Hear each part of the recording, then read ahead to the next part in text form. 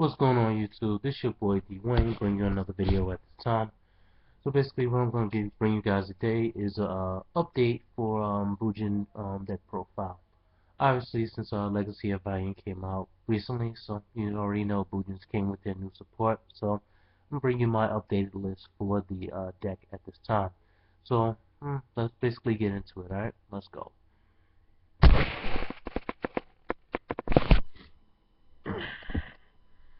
First we have pretty standard 3 Bujin Yamato, of course. Even with the new support from the Legacy of Valiant, the deck still can't run without the Yamato. He moves everything. Alright, that's basically standard. 2 Mikazuchis, of course. Uh, basically second to Yamato. You guys already know. The new Beast Warrior, Bujin Arasuda. Basically reading out his effect. Bujin monster in your graveyard or face up on your field is banished, except during damage step. You can special summon this card from your hand and face up defense. Once per turn, during the end phase, if a Bujin card was added from your deck to your hand this turn, except by drawing it, while you control this face up card, you can draw 1 card and discard 1 card. You can only control 1 Bujin Arasuda. So basically, if you have a Yamato on the field during the end phase, he adds and discards, then his effect will activate to draw and discard as well. Mikazuchi's effect to add a spell and trap card from your hand during the end phase will also trigger his effect to draw and discard. So basically, he's nice speed to him as well. When you banish a Quillin or a Centipede or whatever the graveyard bound Bujins in the graveyard to also activate his effect to special summon and face up defense.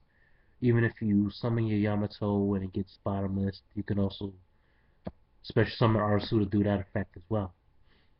So basically you have a Yamato, banish something, special summon this, and then go into a rank 4 play from there. Definitely can't wait for Bujin Harume to come, because she also triggers his effect as well. So this card's going to actually be better when the next pack comes out. That's awesome. Now we have 2 Peacocks. Basically a main phase 2 searcher. This is one of Arasuda's pieces. So basically during main phase 2, you can send this card from your hand to the graveyard, add 1 Bujin monster from your deck to your hand. You can activate cards or effects this turn. Turn you activate this effect, set Bujin cards, you can only use this effect once a turn. So basically you don't activate anything on the turn you activate this effect. So you would want to summon your Yamato. Well, another thing is first turn you can't activate his effects since you can't technically go into your battle phase. So basically on your turn, you know, after your first turn, of course, you can activate this effect. During your main phase 2, search for your Yamato, summon Yamato, and get Yamato's effect during the end phase. Or you can search for any other Bujin card in the deck, so it has access to the entire deck upon it. Discard to the graveyard. So I think it's actually a pretty good card. People, you know, sort of underrate the card, but you don't always have to activate things that are not Bujin cards. So, you know, I think it's a really good card overall. Next we have 2 Bujingi hairs. I guess they're probably the best Bujingi among Arasuda's Bujingis. As essentially when it's in the graveyard, during either player's turn, you can banish this card from your graveyard. You target 1 Beast Warrior, Bujin monster you control once per turn. It cannot be once during this turn. It cannot be destroyed by battle or card effects. You can only use the effect of Bujingi hair once per turn. So essentially, this stops a whole lot of things that can destroy stuff. You Mirror Force to Dark Hole. Monster effects to destroy, turn into tributes. Anything you can think of that destroys stuff. This will essentially protect your Beast Warrior from being destroyed by that card. So it's good to have him at 2. Just, you know, just to have that little consistency and stuff to protect your Bujins from being destroyed by card effects and stuff. So even protects from battle as well. So if you're Yamato or Mikazuchi is being attacked, or Arasu is being attacked, you can activate this and prevent their destruction and stuff, which is actually pretty cool. That's that. Two turtles, not to be replaced by hair, but to work alongside hair. You definitely need to have both of them in the graveyard to keep your protection up, regardless of what. You do not replace, you only add and make them work together. Simple and to the point.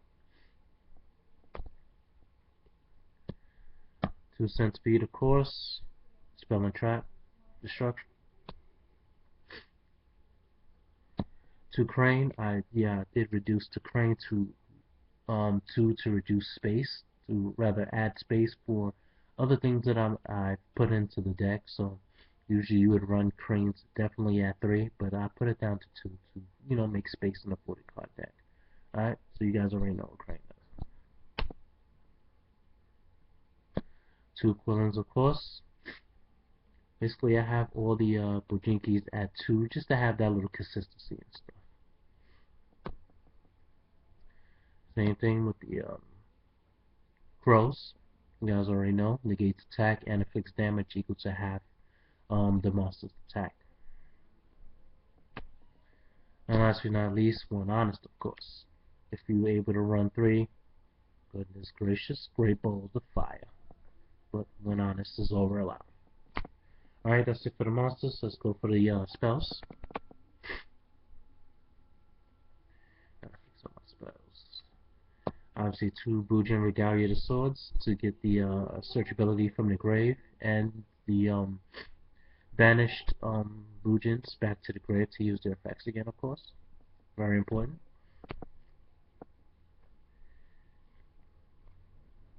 2 Phoenix Chains.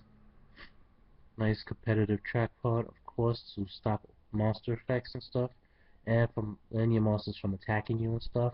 Very great card, very great in this meta nowadays because it stops. This is the meta of monster effects, so this is important to stop those. 2D Prison, flat out banishes monsters upon attacking, of course. Very good card. And 1 Bottomless. Alright, that's it for the traps, spells now. First, probably the best spell card in the deck, obviously. 3 Tenkies. Searches for all your Beast Warriors. Mikazuchi, Yamato, Arsuda. Gives them 100-point boost. Simple and to the point. 1 Bujin Carnation. 2 Power Dualities. Rundown Call. 2 Forbidden Lands, of course. Protects you more protection for them, of course. Dealing with the field clearing cards, Darkhold or Tribute Mirror Force and stuff. This protects you. Even your even getting attacked with a rather activated a bottomless on your monster and stuff, deep prison, whatever, it protects them because it makes them unaffected. And 2 space. Alright, that's it for the deck. Only 1 card extra deck is pretty standard. But I'll introduce 1 Bujinki Suki Yumi. It's the newest, obviously, Arasuda's Bujinki form. 2 level 4 light monsters. Once per turn, you can attach 1 activated material from this card. Send your entire hand to the graveyard, minimum 1. And if you do, draw 2 cards. When this card is controlled while face up, leaves the field. Because of the opponent's card effect, you can target level 4 Beast Warrior type Bujin monsters in your graveyard up to the number of exceed materials this card had on the field. Special summon those targets you can only control 1.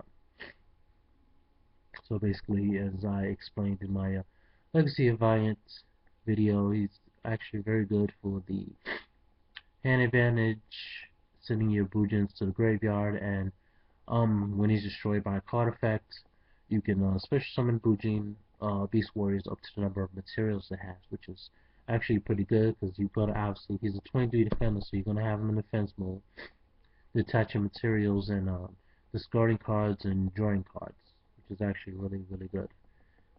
Sends your graveyard bound Bujins to the graveyard, and refreshes your hand and stuff. So this is pretty good. So you have standard 3 Susanos, of course, two Kagutsuchis. Actually, I added one Kagutsuchi because he's just too good. One Tiger King and one Sky Leech Paladinima. Alright, so that's basically the deck. My little update to it. It was actually pretty good. I can't wait. Once again, I can't wait for the Primal Origins to come out to get Harume and Aratarasu, and nobody knows what their but Harume's Bujingi are going to be. That's going to be interesting to see as well, because they haven't. I've been looking on the OCG news site, and they have yet to update the list with Harume's Bujingis and stuff. You have new Sylvan monsters there and stuff like that. So, but this is a Bujin deck profile, so I'll stick with the Bujins, of course. So yeah, that's basically it. I basically just updated the deck today, so when I get a chance to play it, I'll I guess give you my thoughts on the changes and stuff that I made. Hopefully, it made the deck more consistent. Hopefully, the deck will do well, of course. You know, with that extra bit of support, the extra searches with the peacocks and the destruction protection with hair and the special summoning with Arasuda, as well as the other spell and trap cards that I've added to the deck. Alright, so basically that's that, and basically I'll leave it at that. So I'll be bringing you more videos in the meantime, but until then, peace, YouTube.